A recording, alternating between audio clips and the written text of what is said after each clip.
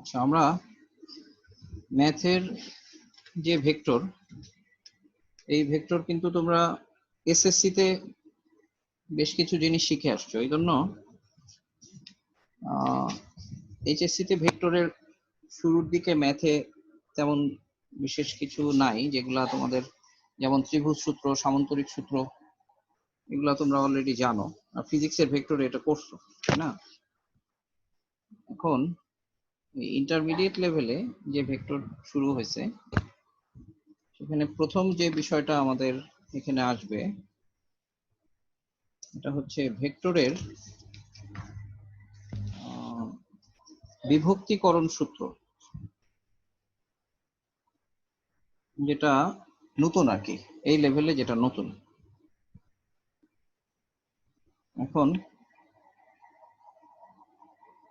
ধরা যাক এরকম দুইটা বিন্দু,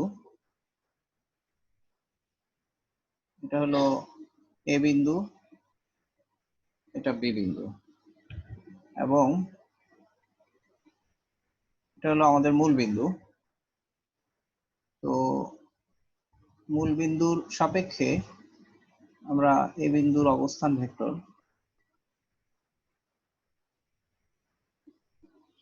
এটা এ বিন্দুর অবস্থান ভেক্টর, আর এই হলো আমাদের বি বিন্দুর অবস্থান ভেক্টর। ভেক্টর চিহ্ন দিলাম। এখন আমরা যদি এবি রেখা অঙ্কন করি, তাহলে এবি রেখার উপর যদি আমরা যে কোনো একটা বিন্দু চিন্তা করি, যে কোনো বিন্দু, ধরা যাক এবি রেখার উপর যে কোনো বিন্দু সি বিন্দু, যে সি বিন্দু এবি রেখাকে যথাক্রমে m:n অনুপাতে বিভক্ত করে, দ্যাট ইজ এসি অনুপাত সিবি ইকুয়ালস টু m:n। এখন আমাদের কাজ হচ্ছে যে সি বিন্দুর অবস্থান ভেক্টরটাকে বের করা। এই সি বিন্দুর অবস্থান ভেক্টরটাকে বের করা, তো এটা আমরা কিভাবে করব?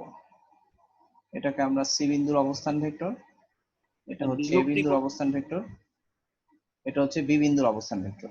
এটাকে আমরা বিভক্তিকরণ সূত্র এই জন্য বলতেছি যে দুইটা বিন্দুর সংযোজক সরলরেখা দ্বারা দুইটা বিন্দুর অবস্থান ভেক্টর যদি আমাদের জানা থাকে, এ বিন্দু আর বি বিন্দুর অবস্থান ভেক্টর যদি জানা থাকে, তাহলে এ বি এর মধ্যখানে যে কোনো একটা বিন্দু, এ বি রেখার মধ্যে যে কোনো একটা বিন্দু যদি আমরা সি নেই, আর সি বিন্দুটা যদি এমন ভাবে অবস্থিত হয় যে এসি অনুপাত সিবি ইকুয়ালস টু m:n, তাহলে সি বিন্দুর অবস্থান ভেক্টরটাকে আমরা এ এবং বি এর মাধ্যমে এবং এম এবং এন এর মাধ্যমে বের করব।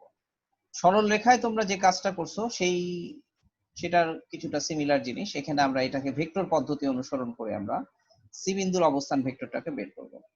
তাহলে দেখো সেটা আমরা কিভাবে বের করব। যেহেতু বলা আছে এসি অনুপাত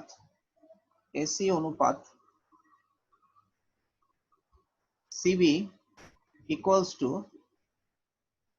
m/n, তাহলে এখান থেকে আমরা যেটা লিখতে পারি সেটা হলো m/ac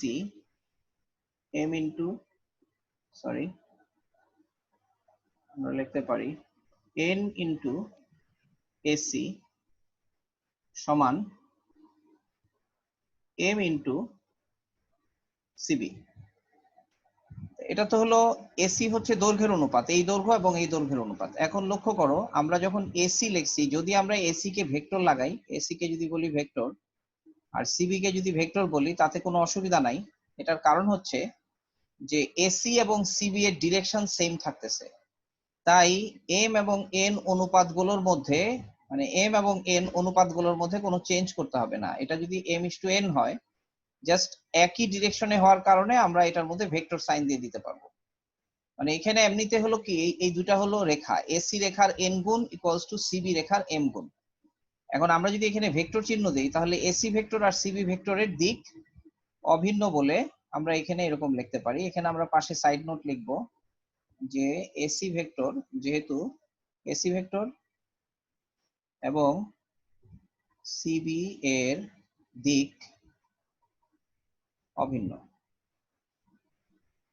মানে আমরা যদি এটাকে চট করে এসি সিবি মানে এরকম ভাবে AC by CB equals to M by N হলে, এই এসি হচ্ছে একটা দৈর্ঘ্য, সিবি হচ্ছে একটা দৈর্ঘ্য, আর এম এবং এন হচ্ছে দৈর্ঘ্যের অনুপাত। এখন দৈর্ঘ্যের অনুপাত দিয়ে আমরা এরকম ভাবে গুণ করে যে রিলেশনটা লিখবো, সেই রিলেশনটার মধ্যে আমরা ভেক্টর চিহ্ন দিয়ে দিতে পারবো না চট করে। যেমন ধরো আমি যদি এরকম লিখতাম, এটা এই সাইড নোটটা লেখার মূল কথাটা বোঝাচ্ছি। ধরো এসি ভেক্টর, আমি যদি এখানে এম লিখি, সরি, যদি আমরা এখানে এন লিখি আর এখানে যদি এম লিখি আর এখানে যদি লিখি বিসি ভেক্টর, তাহলে আমাকে কনফার্ম করতে হবে এন এবং এম দুইটা পজিটিভ না। জিনিসটা বুঝতে পারছো যে এসি ভেক্টরের দিক কোন দিকে? এসি ভেক্টরের দিক হচ্ছে এদিকে আর বিসি ভেক্টরের দিক হচ্ছে এদিকে।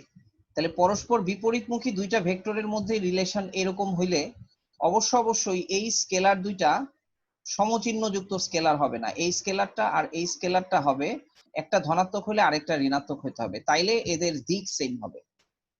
ঠিক আছে? কিন্তু এখানে আমাদের এসি এবং সিবি যখন ভেক্টর সাইন দিচ্ছি, তখন এই এম এবং এন এই সংখ্যা দুইটা যদি ধনাত্মক সংখ্যা হয় তাতে কোনো সমস্যা নাই, অর্থাৎ আমরা ভেক্টরের এই নিয়মটা এখানে অ্যাপ্লাই করতে পারবো। সো আমরা জিনিসটাকে এরকম লিখলাম। এখন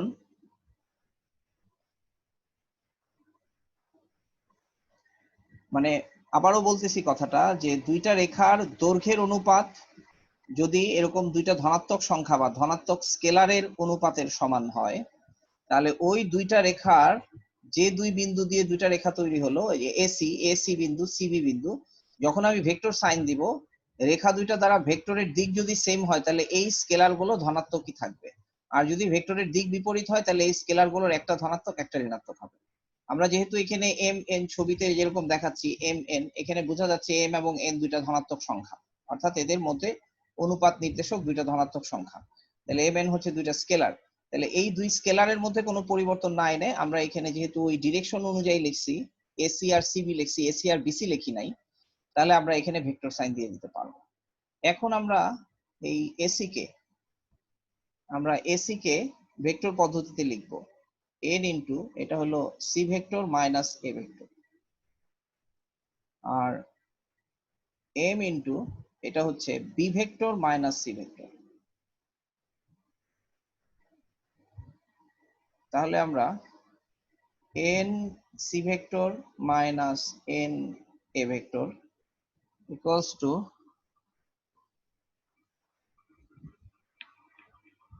M B vector minus M C vector. Sir আমরা তাহলে এখন সি কমন নিলে এই পাশ থেকে এম সি আসলে এটা হবে এম প্লাস এন, আর স্যার আমরা এখানে একটা ভেক্টর চিহ্ন দেই নাই কোনখানে? এখানে না, এখানে ভেক্টর চিহ্ন দেই নাই, কারণ বলা হয়েছে এসি রেখাকে সি বিন্দু এম ইস টু এন অনুপাতে বিভক্ত করে, তাই AC divided by CB equals to M by N বলতে পারি। এখন যেহেতু এখন এম এন হলো দুইটা ধনাত্মক সংখ্যা, এখন এসি আর সিবি কে যদি আমরা ভেক্টর বানাই, এটা আমরা বানাতেই পারি, কেননা এসি এবং সিবি এর দিক অভিন্ন বললে আমাদের এই এম এন এর মধ্যে কোনো পরিবর্তন না লিখে আমরা এই স্কেলার রিলেশনটাকে ভেক্টর রিলেশনে কনভার্ট করে ফেললাম। বুঝতে পারছো কথাটা? একই দিক হওয়ার কারণে। সো এই জন্য এই পাশে আমি সাইড নোটটা দিচ্ছি যে যেহেতু এসি এবং সিবি এর দিক অভিন্ন, এই জন্য আমরা ভেক্টর চিহ্ন দিলাম এবং এখানে এম এন এর মধ্যে কোনো চিহ্নের পরিবর্তন করি না। বুঝতে পারছো? এটা আবার কি মাইনাস এ? হ্যাঁ, সি মাইনাস এ হচ্ছে যে কোনো রেখা পি কিউ যদি হয়, তাহলে পি কিউ ভেক্টর যদি হয়, তাহলে P Q vector equals to হলো Q vector minus P vector. এটা তো আমরা ভেক্টরের ত্রিভুজবিধিতে এটা কিন্তু নবম দশম শ্রেণীতে তোমাদের জানা থাকার কথা। আচ্ছা আচ্ছা স্যার, এটা কি আবার বুঝাইতে হবে? না বুঝলে বলো, এটাকে আবার বুঝাইতে পারি। P Q vector equals to কিভাবে Q vector minus P vector হয়, এটা নবম দশম শ্রেণীর পড়া ছিল, তাই এটাকে আর ব্যাখ্যা করি নাই। আচ্ছা, তাহলে এখন দেখো এই এম বি এর সাথে আমরা প্লাস এন এ নিয়ে আসলাম, এন এ। তাহলে দেখো তো, তাহলে সি ভেক্টর ইকুয়ালস টু হয়ে গেল M B plus N A. C এগুলোর নিচে দাগ কেন? এই নিচে দাগ কেন? এই নিচে দাগ হচ্ছে মানে বিভিন্ন কনভেনশন আছে, যেমন ক্যাপিটাল লেটার দিয়ে ভেক্টর আমরা এভাবে প্রকাশ করি, P Q. P vector capital লেটারের জন্য উপরে অ্যারো দিয়ে ভেক্টর প্রকাশ করলাম, আর স্মল লেটার দিয়ে ভেক্টর প্রকাশ করলে নিচে দিলাম এই স্মল লেটার। আর এটার কনভেনশনটা হচ্ছে এইটা দ্বারা এ বিন্দুর অবস্থান ভেক্টর, এ বিন্দুর অবস্থান ভেক্টর হচ্ছে এ, পি বিন্দুর অবস্থান ভেক্টর হচ্ছে এরকম পি। ঠিক আছে, অর্থাৎ যেই বিন্দুকে আমরা ক্যাপিটাল লেটার দিয়ে প্রকাশ করি, বিন্দুর অবস্থান ভেক্টরকে ওই বিন্দুর স্মল লেটার এবং নিচে একটা বার চিহ্ন দিয়ে আমরা এটা বোঝাই আর কি, এটা একটা রীতি। তাহলে এখান থেকে আমরা দেখো সি বিন্দুর অবস্থান ভেক্টরটা আমরা এ বি এবং এম এন এর মাধ্যমে পেয়ে গেলাম। এই জিনিসটা কি তোমাদের কাছে একটু পরিচিত লাগে? বিভক্তিকরণ সূত্র, ওই যে x1 y1 x2 y2 জানা থাকলে আমরা দুইটা বিন্দুর মধ্যে অবস্থান ভেক্টর এরকম একটা ইয়ে না, যে m x2 plus n x1 divided by m plus n x1 x2 এর মধ্যে, এই যে এরকমই তো ব্যাপারটা ছিল, যে আমরা এটাকে এভাবে চিহ্নিত করতে পারি দুইটা বিন্দুর জন্য।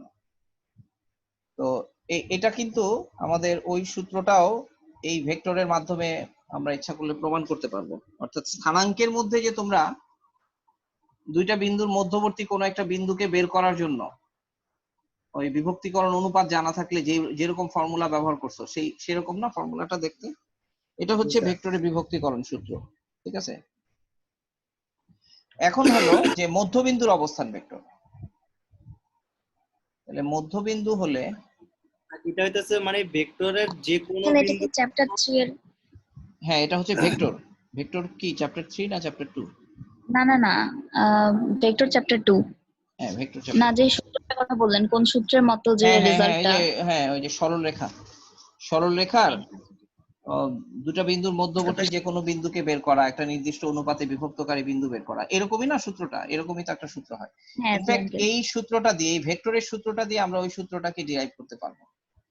ভেক্টরের সূত্র দিয়ে আমরা ওই সূত্রটাকে ডিরাইভ করতে পারবো। দেখতে চাও? এই সূত্রের মাধ্যমে দেখান। আমরা সরলরেখার যে কোনো দুই বিন্দুর মধ্যবর্তী বিন্দুকে বের করা। আচ্ছা দেখো, এটা দেখায়। এই যে আচ্ছা মধ্যবিন্দু হলে দেখো, মধ্যবিন্দু হলে আচ্ছা সমস্যা নাই, আমরা ওইটাকে কোরিলেট করে একটু আলোচনা করি। আচ্ছা, তাহলে m B plus N a divided by m plus n. এখন মধ্যবিন্দু হলে এম এবং এন সমান হবে, তাই না? তাহলে মধ্যবিন্দু হলে সি ভেক্টর ইকুয়ালস টু হচ্ছে এম এন সমান, তাহলে এখান থেকে এম কমন নাও, আর এখানে টুয়াইস এম হবে, তাহলে এখান থেকে এম কমন নিয়ে a vector plus b vector হয় ডিভাইডেড বাই টুয়াইস এম হয়। তাহলে এই যে এম এম কেটে দিলাম, তার মানে মধ্যবিন্দু হলে a vector plus b vector divided by 2। এই যে মধ্যবিন্দুর সূত্রটাও কিন্তু এরকমই ছিল, c equals to a vector plus b vector divided by 2। আচ্ছা, এখন দেখো আমরা তাহলে ওই ইয়েতে যাই, যে তোমরা এটা জানছো, ধরা যাক এই বিন্দুর স্থানাঙ্ক, এই বিন্দুর স্থানাঙ্ক, এই বিন্দুর স্থানাঙ্ক হচ্ছে x1 y1, x1 y1, এই বিন্দুর স্থানাঙ্ক হচ্ছে b x2 y2, তাই না? তাহলে ধরা যাক এটা হলো আমার ও বিন্দু। স্যার এটা তো করছিলাম যে প্রথম অনুপাত দ্বিতীয় বিন্দু প্লাস হ্যাঁ, দ্বিতীয় দেখো তাহলে আমরা জানি কি m:n অনুপাতে বিভক্ত করে, এটা হলো সি বিন্দু। তাহলে ধরে নিলাম সি বিন্দুর স্থানাঙ্ক হচ্ছে xy। ঠিক আছে, তাহলে সি বিন্দুর স্থানাঙ্ক xy। তাহলে আমরা এটা বলতে পারি যে সি ভেক্টর যেটা, সি ভেক্টর ইকুয়ালস টু হলো ix প্লাস জে ওয়াই, তাই না? সি বিন্দুর স্থানাঙ্ক যদি x হয়, তাহলে সি বিন্দুর স্থানাঙ্ক হচ্ছে ix বা xi প্লাস yj বা ix প্লাস jy। আচ্ছা, এ বিন্দুর স্থানাঙ্ক কি? এ বিন্দুর স্থানাঙ্ক হচ্ছে x1i প্লাস y1 j। আচ্ছা, বি বিন্দুর স্থানাঙ্ক হচ্ছে, বি বিন্দুর অবস্থান vector x2i plus y2 j। এই হলো ভেক্টর নিয়ম। এখন আমরা যেটা একটু আগে প্রতিপাদন করছি সেটা হচ্ছে সি ভেক্টর ইকুয়ালস টু হলো, সি ভেক্টর ইকুয়ালস টু হলো এই সি হলো এম বি, মানে এই এম এর সাথে বি হয়, তাহলে m B plus N a divided by m plus n, right? এটা আমরা ভেক্টরের ফর্মুলা থেকে লিখছি। তাহলে m B plus N a m plus n. এখন দেখো m b, m B vector মানে কি? বি ভেক্টর মানে হলো এটা, m into x two i plus y two j, sorry y two j plus n into x one i plus y one j divided by m plus n, divided by m plus n. কিন্তু আমরা আবার বলছি যে আমাদের c vector equals to কি?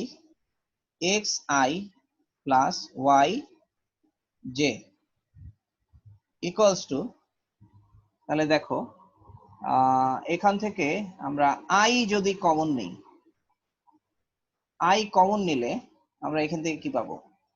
M x two, দেখো m x two আর n x one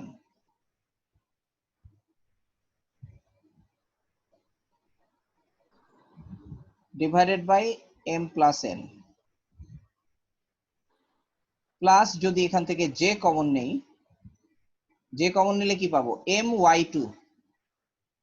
two plus n y one divided by m plus n, তাই না? এখন দেখো তো উভয় পাশে আই এর সহগকে সমীকৃত করি, অর্থাৎ এতটুকু আই আর এখানে হলো এতটুকু আই, এতটুকু জে এতটুকু জে, দুটা ভেক্টর যেহেতু সমান কাজেই তার সেম কম্পোনেন্ট গুলো সমান হবে। তাহলে এখান থেকে আমরা এক্স এর মান পেয়ে গেলাম না? X equals to m x two plus n x one divided by m plus n, আর y equals to m y two plus n y one divided by m plus n. ঠিক আছে? তাহলে এটা হলো সরলরেখার বিভক্তিকরণ সূত্রকে আমরা ভেক্টর নিয়মে আবার প্রতিপাদন করলাম। এই হচ্ছে আমাদের এটা। এটা অবশ্যই এভাবে লাগে না, কিন্তু যেহেতু বললাম যে এটাকে জাস্ট কোরিলেট করার জন্য। এখন এখানেও আমরা বুঝতে পারি যে সি বিন্দুটা যদি বহিস্থ বিন্দু হইতো তাহলে লক্ষ্য করো এসি ভেক্টর আর সিবি ভেক্টর পরস্পর বিপরীত হয়ে যেত। এই যে এ বিন্দু, ধরো এটা হলো এ বিন্দু, এটা হলো বি বিন্দু, যদি সি বিন্দুটা এবি রেখার বহিস্থ কোনো বিন্দু হইতো তাহলে আমরা এরকম লিখছিলাম, এটা হচ্ছে এসি আর এটা হলো সিবি। তাহলে আমরা প্রথম যেটা লিখি সেটা হলো স্কেলার হিসাবে AC by CB equals to, কিন্তু আমরা এম বাই এন লিখবো, এম বাই এন লিখবো, যেখানে এম এন ধনাত্মক সংখ্যা। কিন্তু যদি আমি এসি ভেক্টর লিখি আর সিবি ভেক্টর লিখি তাহলে আমরা দেখতেছি এসি ভেক্টর আর সিবি ভেক্টর কিন্তু পরস্পর বিপরীত। দেখো এসি ভেক্টর কোন দিকে? এসি ভেক্টর হলো এদিকে আর সিবি ভেক্টর হলো এদিকে। তখন আমাদের এখানে একটা মাইনাস চিহ্ন দিতে হবে এম বাই এন, যেহেতু বিপরীত দিক।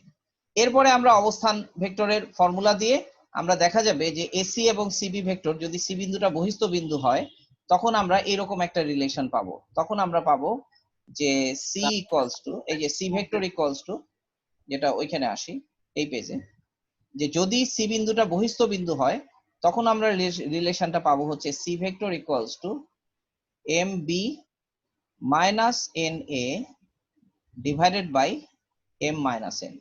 বুঝছো? তখন ওইভাবে করে এম এবং এন এর সাথে একটা নেগেটিভ চিহ্ন দিয়ে যদি আমরা এই একই ভাবে হিসাব করি, মানে ক্যালকুলেশন করি, তাহলে আমরা এরকম একটা সি এর জন্য এরকম একটা এক্সপ্রেশন পাবো। তাহলে এটাকে আমরা বলি ভেক্টরের বিভক্তিকরণ সূত্র। বুঝছো? এখন এই জিনিসটা দিয়ে আমরা খুব সিম্পল কিছু প্রমাণ করি। এই প্রমাণগুলো তোমরা আগে 9-10-এও করছো, এখন একটা প্রমাণ করি। যেমন তোমরা এটা জানো যে ত্রিভুজের যে কোনো দুই বাহুর মধ্যবিন্দুর সংযোজক রেখাংশ তৃতীয় বাহুর সমান্তরাল ও অর্ধেক।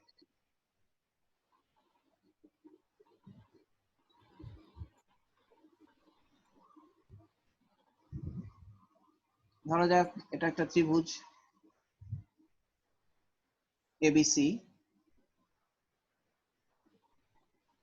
এখন এবিসি ত্রিভুজের এবি এবং বিসি বাহুর মধ্যবিন্দু যথাক্রমে ধরলাম ডি এবং ই। তাহলে আমাদের প্রমাণ করতে হবে যে ডিই রেখা বিসি বাহুর সমান্তরাল এবং ডিই রেখা বিসি বাহুর অর্ধেক। এটা আমাদের প্রমাণ করতে হবে। তো এই জিনিসটা প্রমাণের জন্য আমরা যেটা লিখতে পারি সেটা হলো যে ডি ভেক্টরকে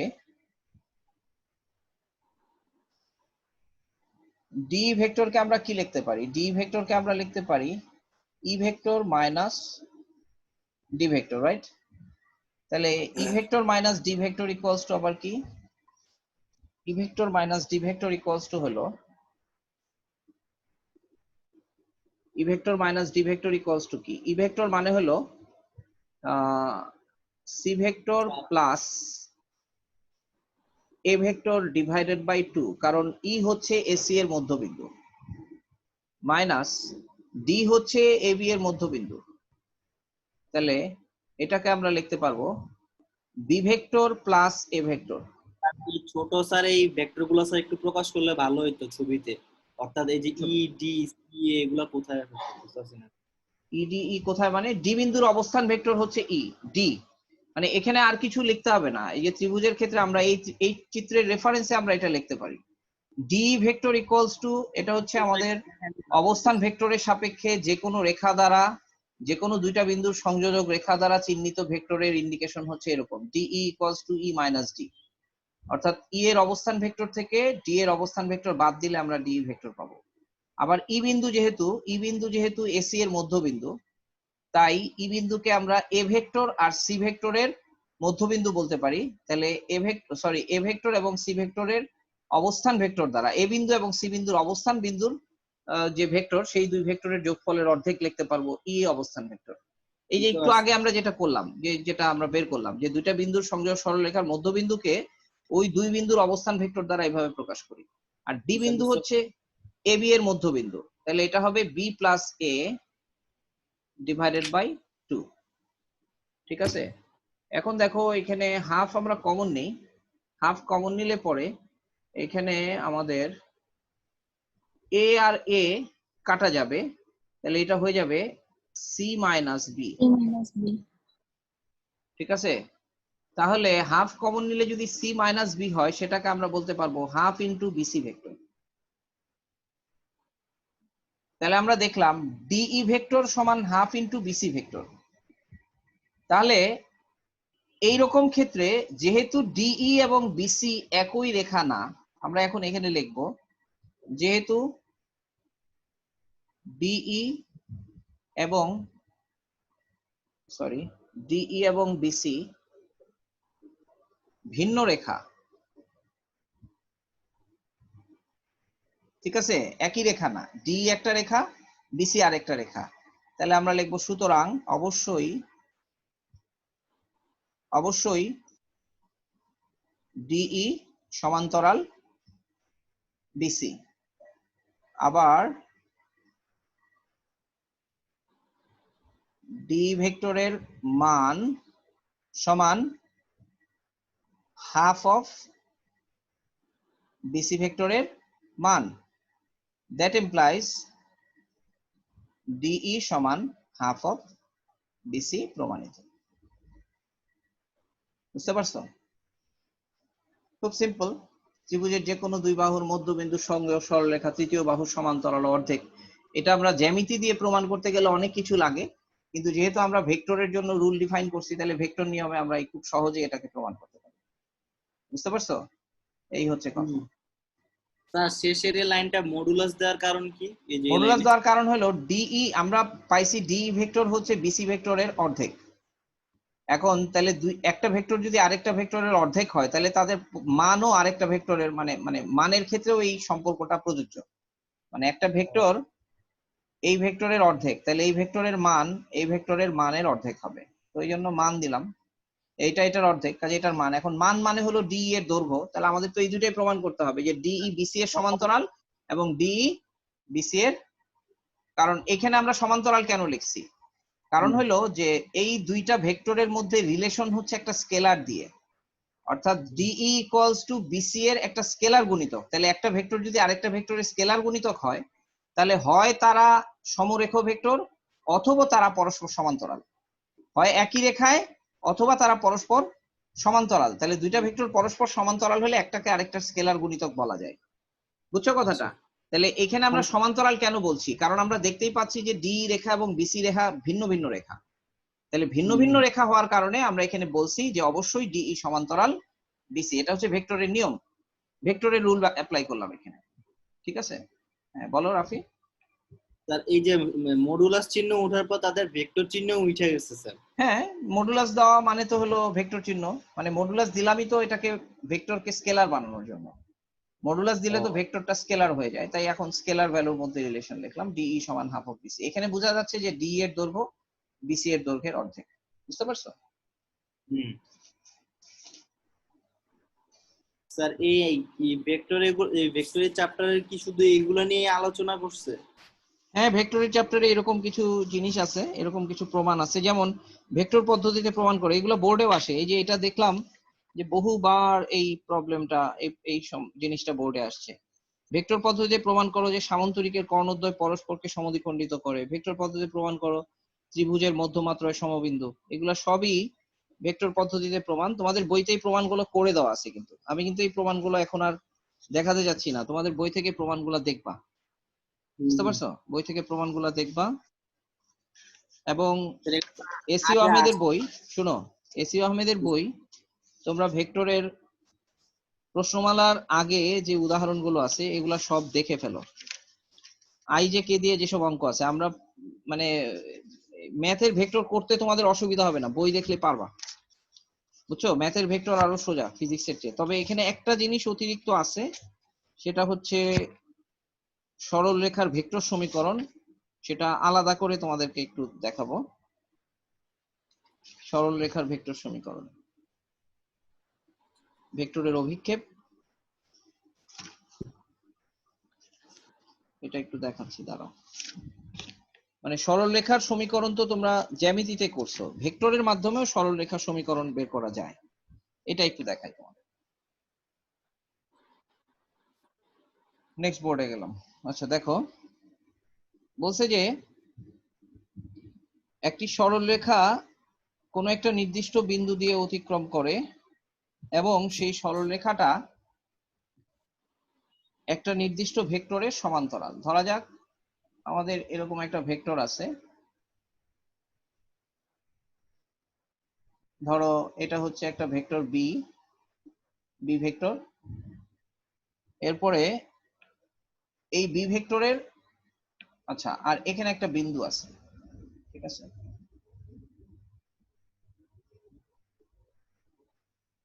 এখন এই বিন্দুগামী, এই বিন্দুটা হচ্ছে মনে করো এ বিন্দু, বি বিন্দু, এ বিন্দু। তাহলে এ বিন্দুগামী কোনো একটা ভেক্টর, যে ভেক্টরটা হবে হলো কোনো একটা সরল রেখা, যে সরল রেখাটা এই বি ভেক্টরের সমান্তরাল হইতে হবে। এ বিন্দুগামী কোনো একটা সরল রেখার সমীকরণ বের করতে হবে, এ বিন্দুগামী, যেটা এ বিন্দু দিয়ে যাবে এবং যেটা মানে এই বি ভেক্টরের সমান্তরাল হবে। এটা হচ্ছে আমাদের বি ভেক্টর। তাহলে এই সরল রেখাটার ভেক্টর সমীকরণ আমরা বের করব। তাহলে আমরা যদি ধরে নেই যে আমাদের মূল বিন্দু এইখানে, ধরা যাক মূল বিন্দু এইখানে, আর এই সরল রেখার উপর যে কোনো বিন্দু আমরা যদি পি ধরে নেই, যে কোনো বিন্দু পি এখানে, তাহলে আমরা এটা যোগ করি।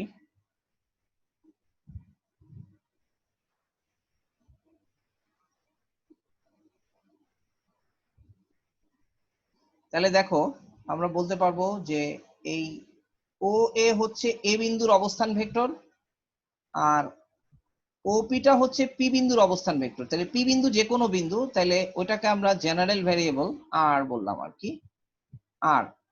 তাহলে আর হচ্ছে পি বিন্দুর অবস্থান ভেক্টর এবং আর বিন্দুটা কিন্তু এই রেখার মধ্যে যে কোনো জায়গায় থাকতে পারে, ঠিক আছে, আর বিন্দুটা। এখন দেখো আমরা এটা বলতে পারবো যে AP vector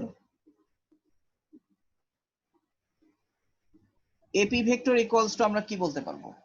AP vector equals two আমরা বলতে পারবো আর ভেক্টর মাইনাস এ ভেক্টর, তাই না? এ বিন্দুর অবস্থান ভেক্টর, মানে যে নির্দিষ্ট বিন্দুটা দেওয়া আছে সেই বিন্দুর অবস্থান ভেক্টর হচ্ছে AP equals to R minus A, ঠিক আছে। এখন যেহেতু এপি ভেক্টরটা যেহেতু এই সরলরেখাটা বি ভেক্টরের সমান্তরাল, তাহলে আমরা বলতে পারবো যে সুতরাং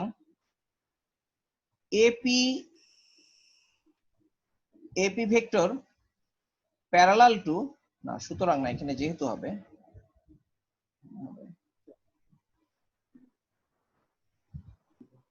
যেহেতু AP vector parallel to b vector, তাই আমরা বলতে পারবো AP vector equals to some scalar constant, some scalar মানে কোন একটা scalar into b, AP equals to lambda b, যেখানে ল্যামডা একটি স্কেলার গুণিতক,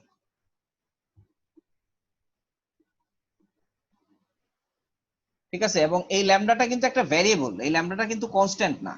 ল্যামডা একটা স্কেলার, কিন্তু এই ল্যামডাটার মান শূন্য বা শূন্যের চেয়ে মানে শূন্য হতে পারবে না, কারণ শূন্য হলে তো আমরা কিছু পাবো না। তাহলে ল্যামডা হচ্ছে একটা স্কেলার গুণিতক, এই গুণিতকের মান যে কোনো কিছু হতে পারে। তাহলে আমরা এখন লিখব যে এপি এর জায়গায় আমরা লিখব R vector minus A vector equals to lambda B vector. তাহলে এখান থেকে আমরা লিখতে পারি R equals to A plus lambda B. এটাই হচ্ছে এই সরলরেখাটার ভেক্টর সমীকরণ। এখানে এ এবং বি আমাদের জানা মান, ল্যামডা যে কোনো সংখ্যা হতে পারে। তাহলে ল্যামডার যে কোনো মানের জন্য আমরা এইটাকে বলতে পারি যে এই জিনিসটা আমাদেরকে একটা ভেক্টর সরল, মানে এটা একটা সরল রেখা ইন্ডিকেট করবে। এটা হলো এই মানে একটা নির্দিষ্ট বিন্দুগামী একটা নির্দিষ্ট ভেক্টরের সমান্তরাল সরল রেখার সমীকরণ, ভেক্টর সমীকরণ এটাকে বলে। বুঝতে পারছো? এরপরে আরেকটা আছে যেটা হচ্ছে, দেখো তোমরা ওই সরল রেখা যখন পড়ছো তখন জানছো যে, আমি একটু বলি, কথাটা শেষ করি তারপর প্রশ্ন করো। যখন সরল রেখা পড়ছো তখন জানছো যে সরল রেখাকে জানার জন্য একটা নির্দিষ্ট বিন্দু জানতে হয় আর সরল রেখার ঢাল জানতে হয়। তাহলে এখানে দেখো ঢালটা আমরা জানতেছি যে সরল রেখাটা একটা প্রদত্ত ভেক্টরের সমান্তরাল সেই শর্ত থেকে, আর সরল রেখার নির্দিষ্ট বিন্দুটা দেওয়া আছে সেই বিন্দু থেকে। তার মানে আমাদের এ এবং বি জানা থাকলে আমরা একটা সরল রেখাকে নির্দিষ্ট করতে পারি। বুঝতে পারছো? মানে একটা নির্দিষ্ট এই বিটা হলো একটা ভেক্টর, যে ভেক্টরের সমান্তরাল সরল রেখাটা, আর এটা হলো একটা প্রদত্ত বিন্দু। বুঝছো? এখন হ্যাঁ বলো, এখন রাফি তোমার প্রশ্নটা করো। স্যার আমি বলতে চাচ্ছি যে এ আর বি এর মান কি হবে স্যার, মানে এগুলা কি মান হবে? এগুলা দেওয়া থাকবে যেমন বলা হলো যে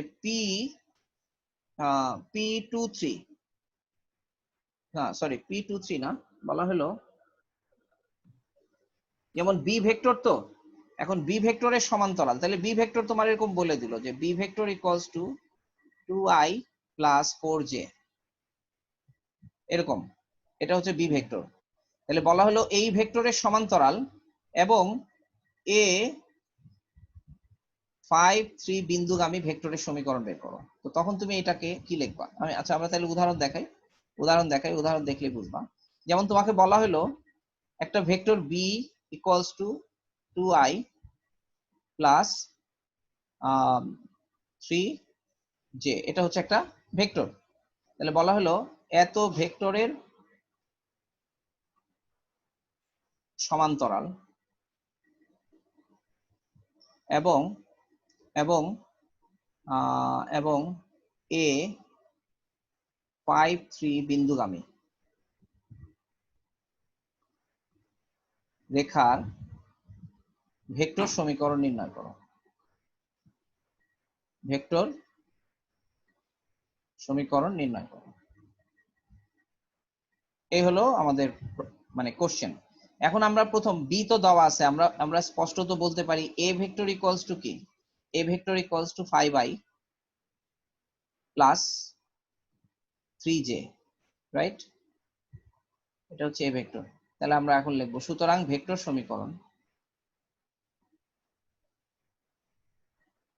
সমীকরণ হচ্ছে r equals to a plus lambda b, that is 5i plus 3j, এটা হচ্ছে a plus lambda, b হচ্ছে 2i plus 3j, বাস হয়ে গেল a plus lambda b। তাহলে এটাকে আমরা i j কে দিয়ে এভাবে লিখতে পারি, i into 5 plus 2 lambda plus j into কি হবে 5 plus j into 3 plus 3 lambda, ঠিক আছে? এখন এখানে দেখো, এই যে r দ্বারা তুমি বিভিন্ন বিন্দুকে পাবা, তাহলে ল্যামডার ভিন্ন ভিন্ন মান বসায় তুমি যে বিন্দুগুলোকে পাবা, দেখা যাবে সেই বিন্দুগুলোকে জোড়া দিলে আমরা একটা সরলরেখা পাবো। এখানে তো বুঝতেই পারতেছো, i j দিয়ে তো তুমি বিভিন্ন বিন্দু পাও, তাই না? i j দিয়ে তুমি ল্যামডার মান 0 বসাও, 0 বসায়া তুমি একটা বিন্দু পাবা, ল্যামডার মান 1 বসাও আরেকটা বিন্দু পাবা, ল্যামডার মান 2 বসাও আরেকটা বিন্দু পাবা। এরকম ভাবে বিন্দুগুলোকে জোড়া দিলে পরে তুমি দেখবা যে এই r দ্বারা তুমি একটা সুনির্দিষ্ট সরল রেখাকেই পাবা। বুঝতে পারছো? এটা হচ্ছে সরল রেখার ভেক্টর সমীকরণ। এই জিনিসটা তোমাদের নতুন আর কি, এটা তোমাদের ইয়েতে ছিল না, এই জন্য এটা ব্যাখ্যা দিলাম। এরপরে আরেকটা আছে, আমার জুম মিটিং যে কোনো সময় শেষ হয়ে যাবে, আরেকটা টপিক আছে, সেটা তোমরা একটু বই থেকে দেখো, দ্বিতীয় প্রমাণটা, সেই প্রমাণটা বই থেকে দেখো। তোমরা যদি বুঝতে না পারো, আমি আগামী লেকচারে এটা তোমাদের বুঝাবো, কিন্তু বুঝতে না পারার কথা না, দুইটা বিন্দুগামী। হ্যাঁ, এই যেমন এখানে আরেকটা কথা বলছে যে আমাদের ভেক্টর সমীকরণের ফর্মুলাটা ছিল r equals to a plus lambda b। এখন বলছে যে যদি এ বিন্দু মূল বিন্দু হয় তাহলে এ তো থাকবে না, তাই না? এ বিন্দুর অবস্থান ভেক্টর হলো 0 ভেক্টর, তাহলে মূল বিন্দুগামী বি ভেক্টরের সমান্তরালের সমীকরণ হচ্ছে r equals to just simply lambda b। কোন ভেক্টর যদি মূল বিন্দুগামী হয় এবং বি ভেক্টরের সমান্তরাল হয়, তাহলে r equals to যে y equals to mx, খেয়াল করো ব্যাপারটা ওইরকম আর কি। এটা হচ্ছে r equals to a plus lambda b। আর এরপরে আরেকটা জিনিস আছে, দেখি স্টার্ট করি, যদি মাঝখানে কেটে যায় কেটে গেল। বলা হলো যে কোনো একটা সরল রেখার সমীকরণ বের করো যা দুইটা নির্দিষ্ট বিন্দু দিয়ে যায়।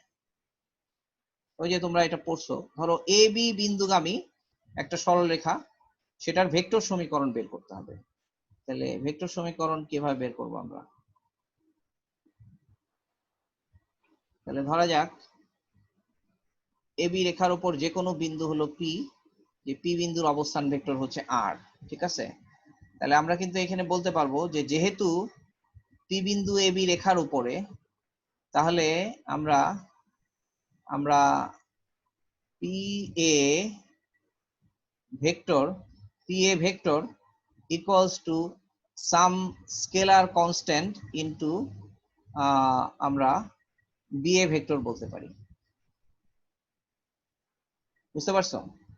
আমরা বলতে পারি P A vector equals to some scalar into B A, এটা বলতে পারি। কারণ যেহেতু এ বি রেখাটা, আমাদের এ বি রেখার সমীকরণ বের করতে হবে, এ বি রেখার সমীকরণ বের করতে হবে, ভেক্টর সমীকরণ। তাহলে আমরা ভেক্টর কনসেপ্টে বলতে পারি যে P A vector equals to some scalar constant into P A.